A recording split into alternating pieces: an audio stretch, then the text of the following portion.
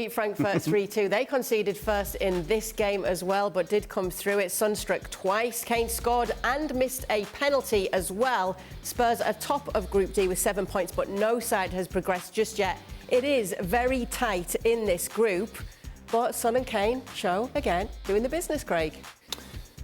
Yeah, I mean, Kane got brought down for the penalty. The referee was unsure, went to the monitor. But Son, particularly the second goal, the volley, just looks like maybe he's getting that confidence back. He got the hat-trick coming off the bench against Alaisdair. Then next time out, memory's not great, but he wasn't brilliant. Gets a couple of goals here, starting to look like a bit like his old self, where Harry Kane for the first goal came a little short, got turned, played a good ball in for Son running in behind. That's the kind of stuff that Conte's looking for. He's looking for Kane just to pop into those holes, and he's looking for runners to get in behind.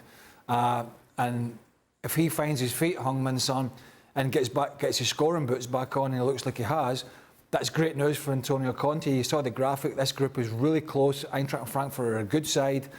So Spurs, a good night for them, getting the job done. And a good night for Conte as well, Gab, getting the job done for Spurs. Yeah, I think there was quite a lot riding on it, you know, given where they were, given some of the opportunities they didn't take, especially in the first leg in Frankfurt. Obviously, having Heung Min Son on board, absolutely critical for him, especially because, let's not forget, you know, Kulusevski's still out, Lucas Moura just coming back, not ready.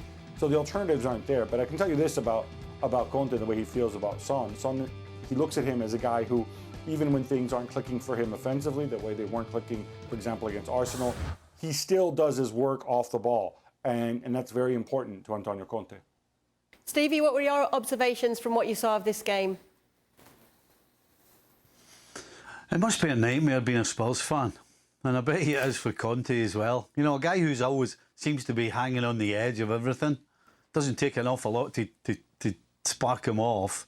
You're 3-1 ahead, you're playing against 10 men, you're absolutely cruising, and then you give them a goal, and all of a sudden the whole stadium's worried. And then you get a penalty, and Harry Kane, incredibly, sticks it 10 yards over the bar, and then with the last kick of the game, Lloris has to make a diving save low to his left. I mean, it must be torture, especially for Conte, as I said, who always seems to be on a knife edge. I mean, it's a great result. It makes it look good on the table. But I tell you what, the last 5-10 minutes must have been horrendous if you're a Tottenham fan.